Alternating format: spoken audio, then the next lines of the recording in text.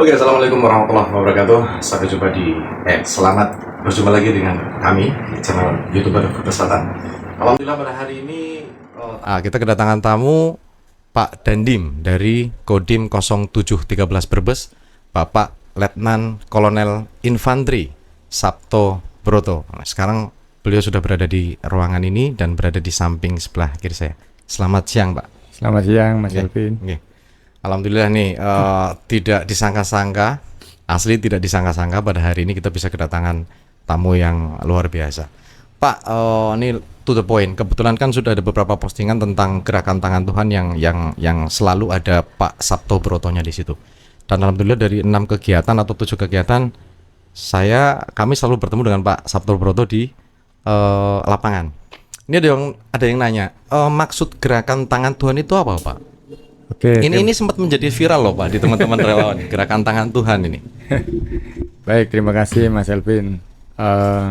Kaitannya dengan moto gerakan tangan Tuhan itu berangkat dari perjalanan saya dulu. Waktu saya diperintahkan untuk ke daerah-daerah pelosok, yang mana waktu itu adalah ada perintah dari Bapak Danjen Kopassus waktu itu 2012-an. Saya diperintah untuk ke daerah-daerah terisolir, khususnya daerah Maluku Utara waktu itu ya. Oh, jauh ya, Pak ya. Maluku Utara jauh, khususnya di di Kabupaten Jilolo, Halmahera Barat. Halmahera Barat.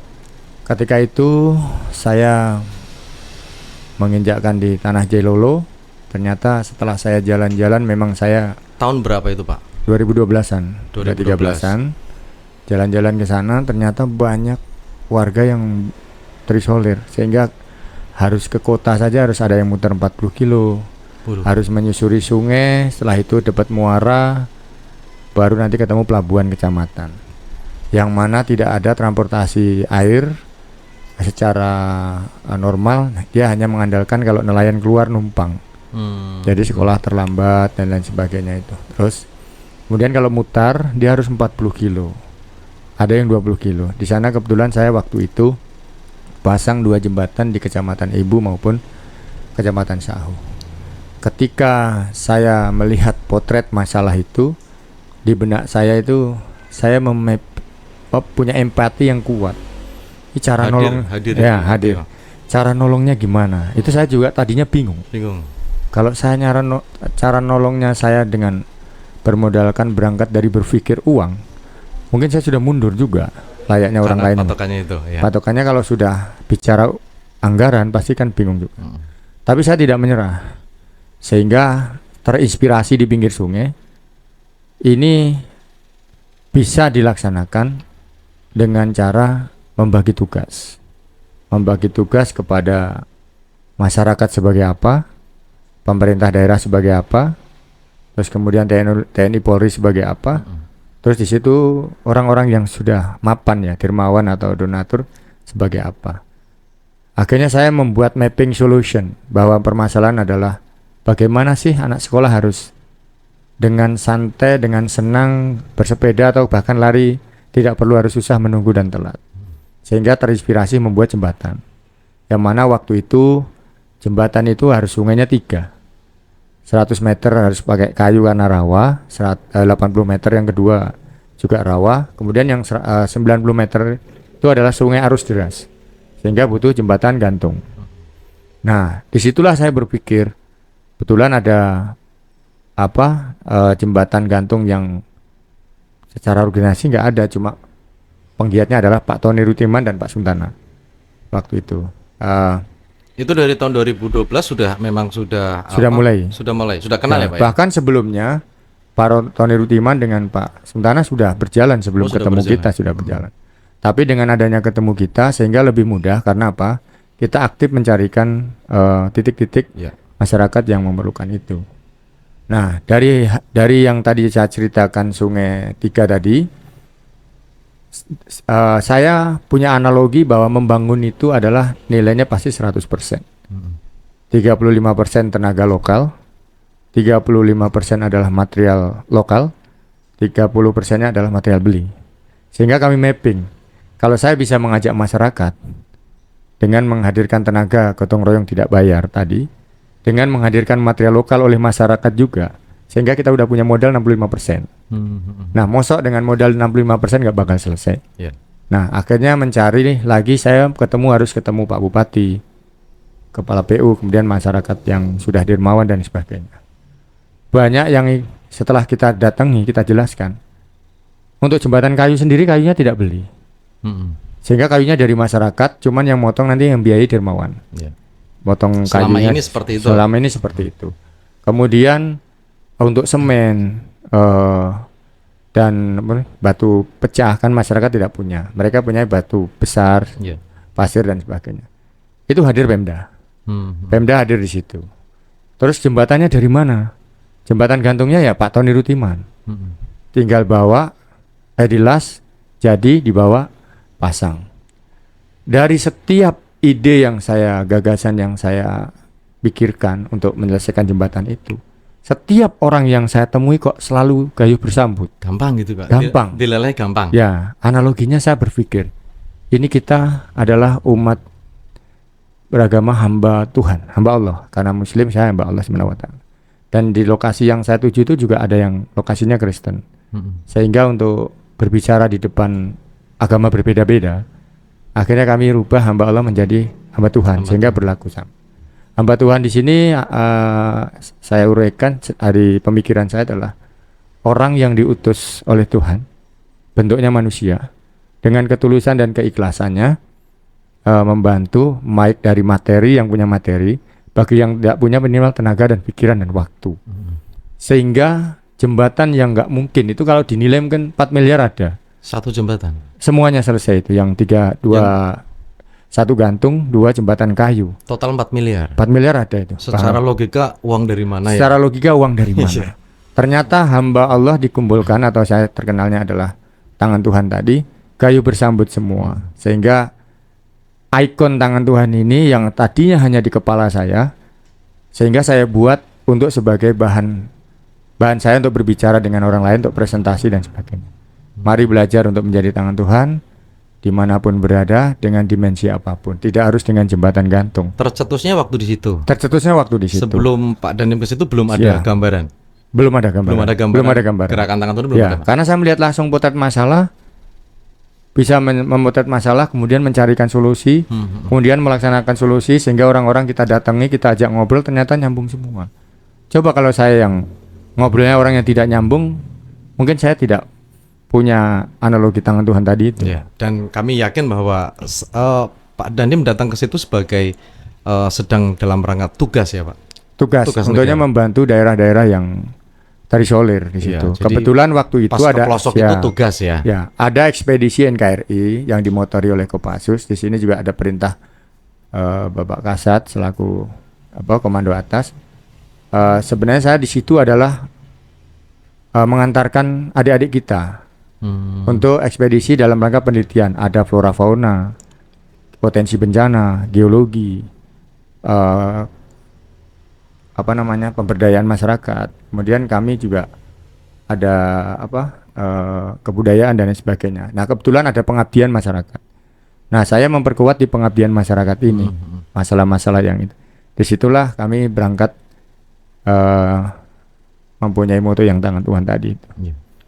Tapi kami yakin pemirsa bahwa ketika Pak Dandim atau siapapun ditugaskan oleh atasan, ditugaskan oleh negara, tapi tidak melibatkan hati, saya yakin tidak akan ada istilah gerakan tangan Tuhan. Betul Pak?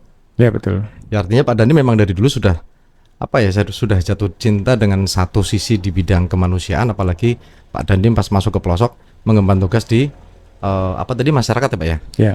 Di pengabdian masyarakat. Ini luar biasa. Itu sekitar tahun 2012.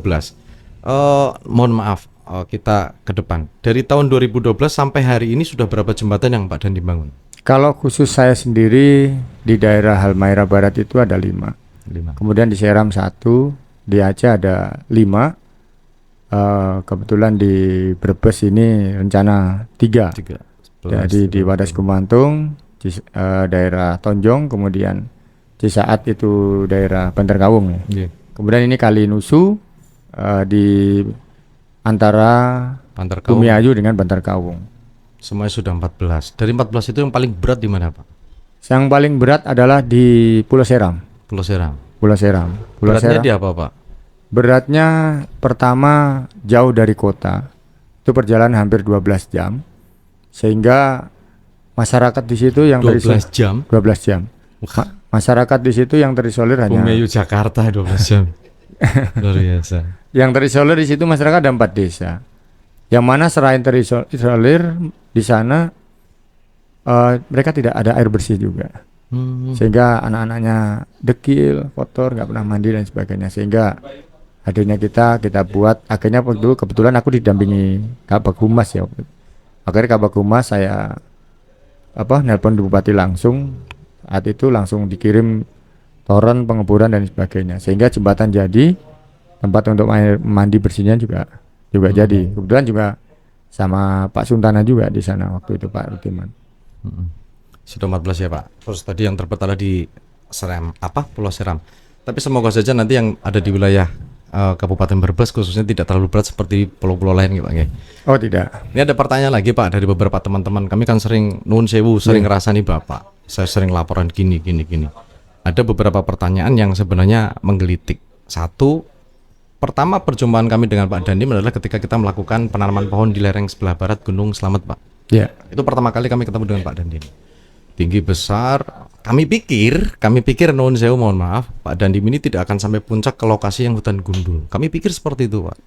Tetapi ternyata tanpa diduga, ternyata Pak Dandim jualan kaki sampai puncak, sampai melihat secara langsung kondisi lahan yang rusak di lereng lereng barat Gunung Slamet.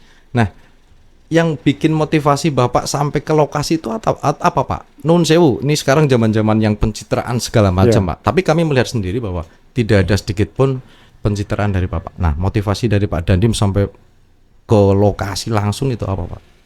Ya, pada intinya bahwa alam, terus kemudian kesulitan masyarakat, yang mana saya sendiri orang kampung. Kampung, terus kemudian posisi desa saya ada terjepit 2 sungai. Dulu Dari mana, Pak, asalnya, Pak? Di Sragen. Ya, kebetulan kampung saya itu kalau mau ke kota harus muter. Sehingga kalau lewat sungai dikasih jembatan itu hanya 1.500 meter sudah ketemu jalan raya. Sebenarnya Solo Raya ini, jalan raya Solo Surabaya. Di situ. Disitulah dulu dibuat susahnya bagaimana jembatan dari bambu. Kena terjang hilang, besok bikin lagi. Terjang hilang, bikin lagi. Ngalamin lihat sendiri. Sehingga ya itu sudah alami saya. Ketika mudanya juga jembatan hilang bikin. Ketika jadi ibu-ibu bisa lewat, anak sekolah bisa lewat, saya juga udah senang. Apalagi di daerah-daerah hutan dan gunung ya, saya suka hobinya naik gunung juga. Hobi naik gunung. Nah, saya lebih suka di lapangan daripada di kantor. Sehingga kalau udah naik gunung itu ada udaranya segar.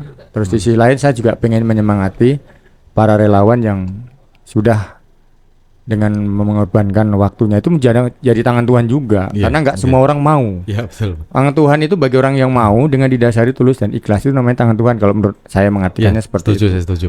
Sehingga masuk anak muda yang putra daerah sendiri, semangat saya sebagai abdi negara, yang bukan orang lokal, ya mungkin memberi semangat itu untuk menjaga kelestarian alam, khususnya Gunung Slamet.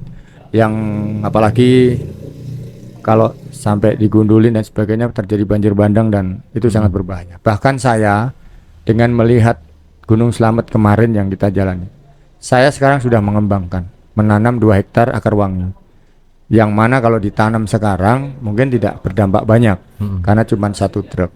Program saya adalah pengembangan akar wangi. Gimana caranya yang 1 truk tadi sudah saya tanam di lahan 2 hektar.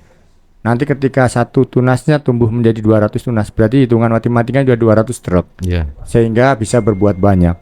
Prinsip saya, kalau punya barang banyak pasti bisa berbuat banyak.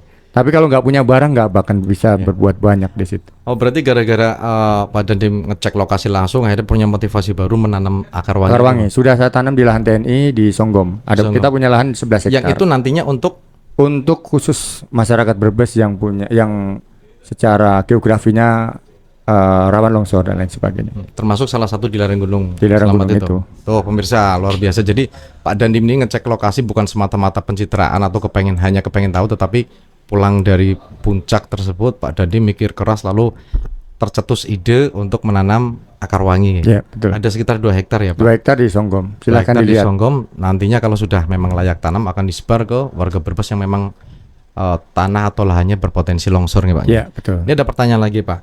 Itu gerakan tangan Tuhan hanya meliputi bikin jembatan atau apa namanya? Atau yang tadi reboisasi misalnya. Apakah hanya itu aja Pak? Gerakan tangan Tuhan saya maksud ini adalah tidak tertutup dimensi apapun. Kegiatan apapun ketika itu bisa membantu masyarakat, yang penting tentang mungkin kejadian kebencanaan, mungkin keperluan yang tinggi akan penghubung kayak jembatan dan sebagainya. Kita tetap siap saja apapun, yang penting untuk masyarakat, karena tangan Tuhan sendiri tidak ada batas dimensi. Iya, betul. Sehingga dimensi apapun. Kok nggak dari dulu ya Pak? Mohon maaf pemirsa, ini kok Pak Dandim ini nggak dari dulu ketemu dengan kami yang akhirnya alhamdulillah kami sefrekuensi dan kami semuanya semangat Pak menyambut gerakan tangan Tuhan ini.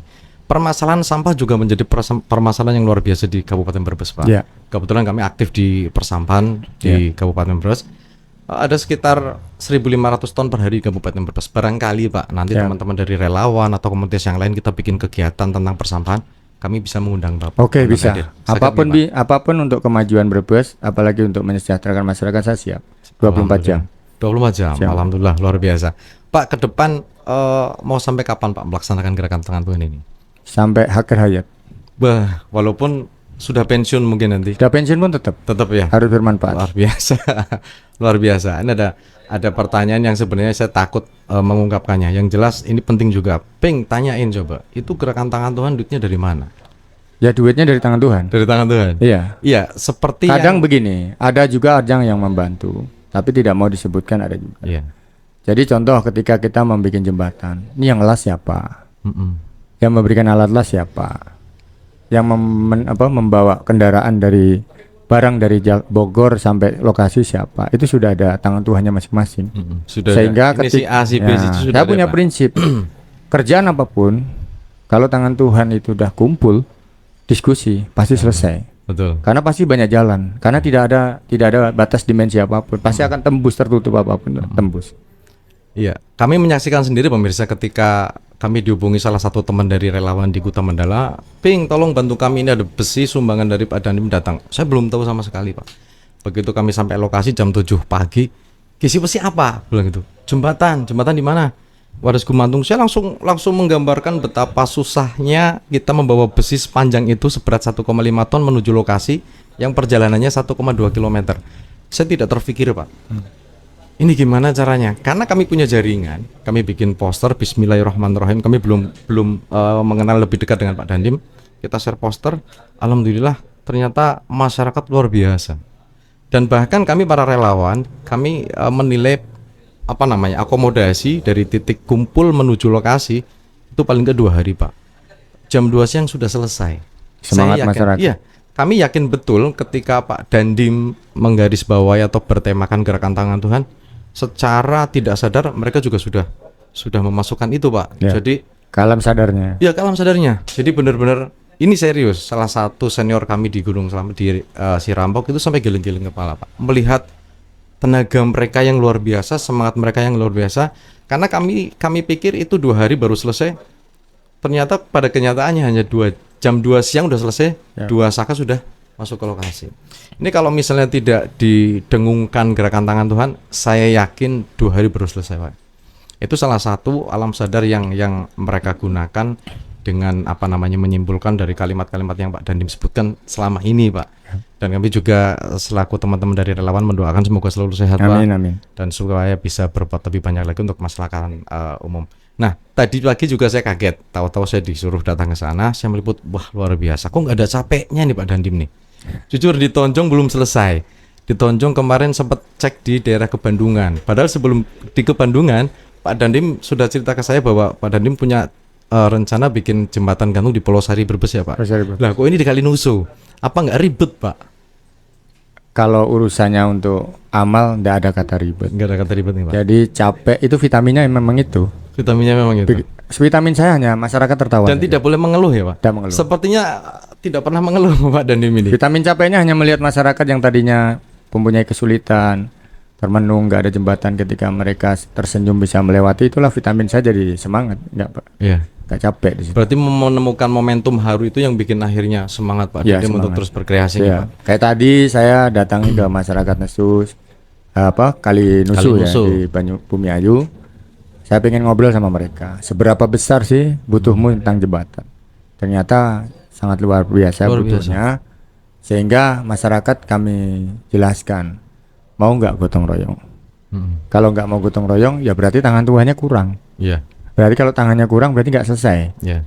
Berarti nggak ada yang kerja. Nggak ada yang kerja. Nah, karena uang untuk bayar tenaga nggak ada, saya nggak punya. Nah, kalau bapak mau ayo, tapi kalau bapak nggak mau ya juga nggak apa-apa. saya Dan nggak Bapak masalah. pendekatan ke masyarakat selalu seperti ini. Selalu seperti Gimana, ini. Bu? Saya membawa jargon tangan Tuhan, kemudian menjelaskan kepada mereka. Intinya tangan Tuhan, apa berbuat apa sudah ada tempatnya masing-masing di situ. Dan namanya keren gerakan tangan Tuhan. Sesuatu yang tadinya asing tapi setelah kami ikut terjun di dalamnya, wah iya benar memang gerakan tangan Tuhan. Dan luar biasa, tidak kenal capek Pak Dandim ini, dari Wadas Gumantung Tonjong ke Bandungan, Kecamatan Bandar Kawung, di Pulau Sari, terus lagi di Kalinusu. Berarti ada 4 ya Pak ya? Ya. 4 yang sedang akan berjalan. Ini rencana yang kita eksekusi dalam waktu dekat ini mungkin dalam bulan Maret lah paling. Setelah Lebaran mungkin. Nah, kalau ini langsung nanti, yang Wadas Gumantung nanti pertengahan minggu ketiga bulan Maret sudah terpasang. Insya Allah Lebaran bisa dipakai itu. Oh, Lebaran sudah Bisa pakai. dipakai. Kemudian kalau yang Cisaat dengan Kalinusu sedang proses. Ya, ini Pak Suntana sudah tinjau dan kembali nanti akan dilaksanakan pengelasan, sehingga nanti juga akan sebelum pengelasan akan ditindaklanjuti dengan beberapa tanah yang rawan akan diperkuat dengan pelindung tanah dulu, dicor dan lain sebagainya. Mohon maaf ada pertanyaan lagi. Satu unit jembatan itu bisa menghabiskan berapa?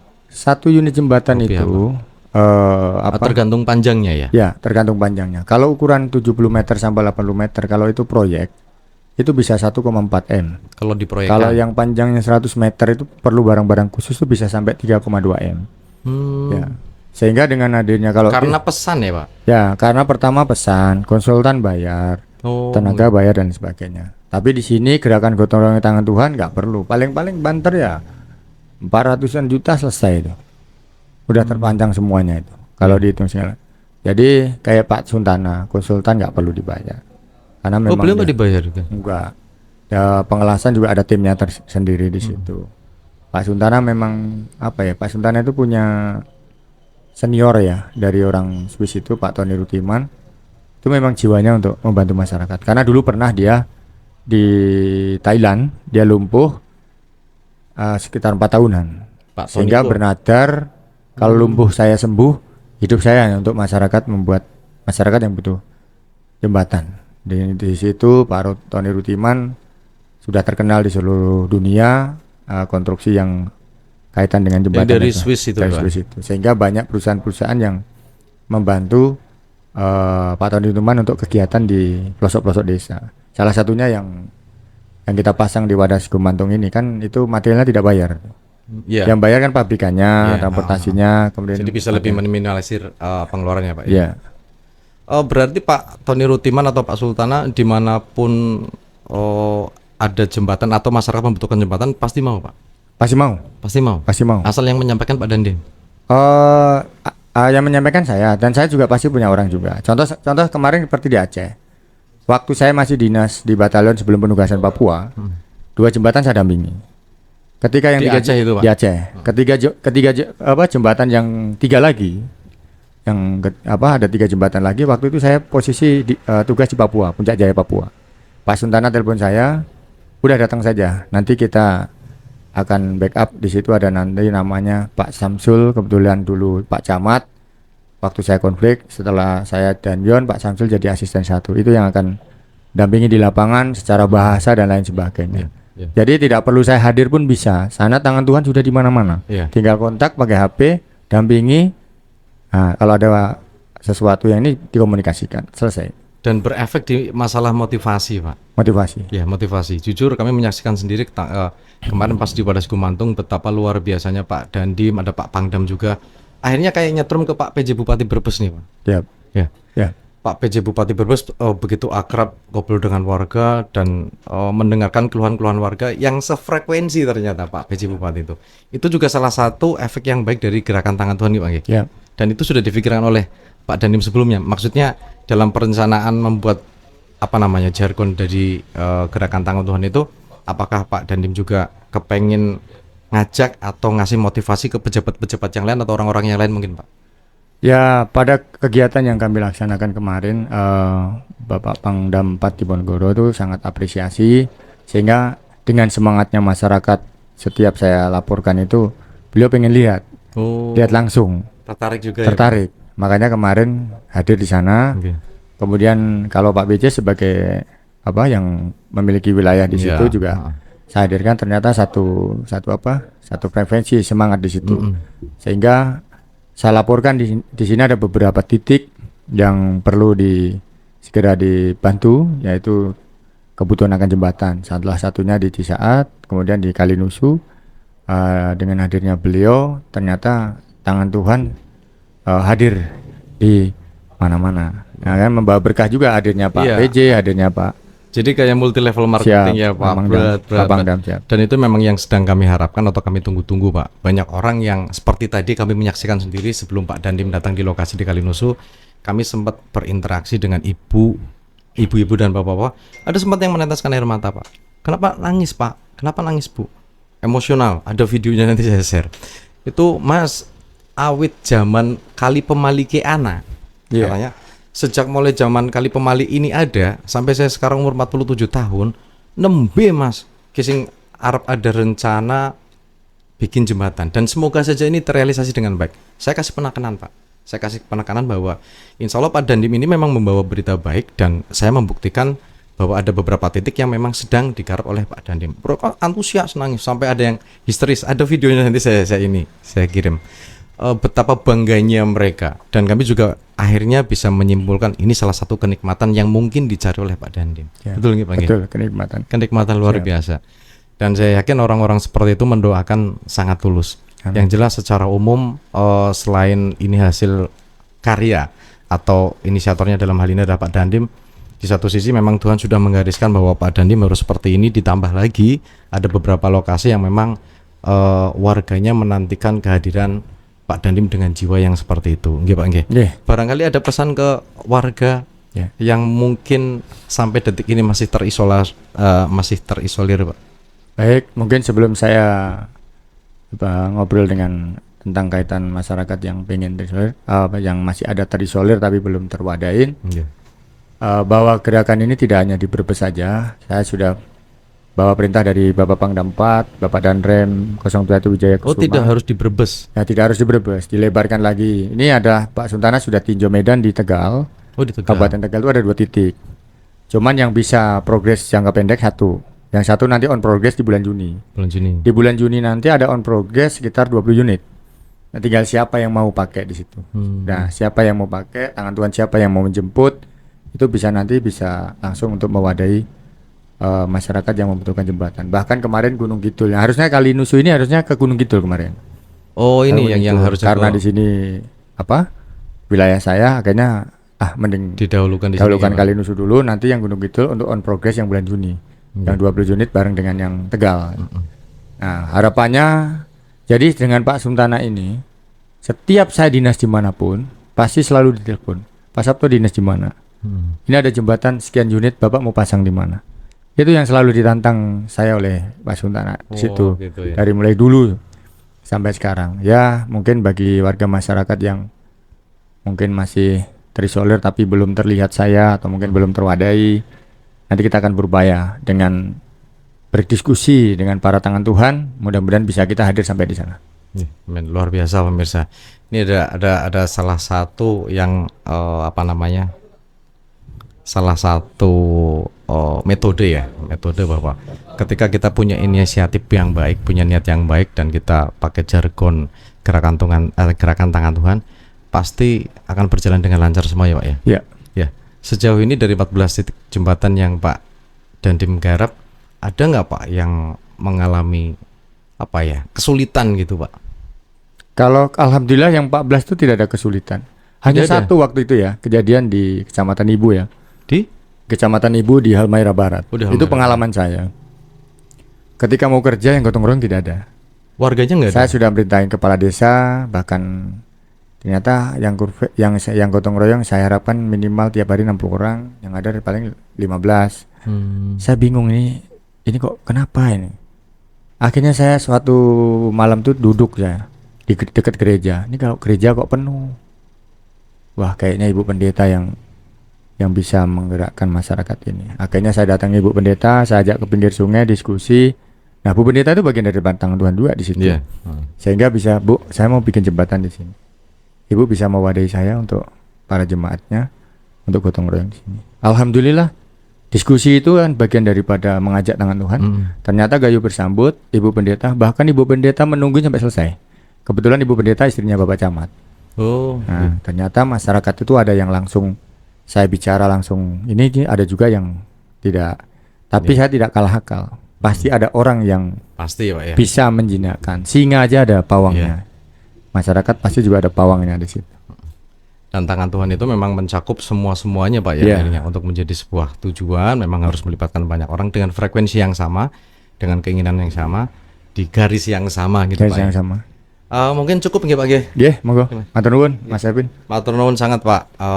Dandim 0713 Brebes. Pak Letnan Kolonel Infanteri Sabto Broto. Alhamdulillah luar biasa perbincangan walaupun sebentar, sepertinya isinya daging semua nih.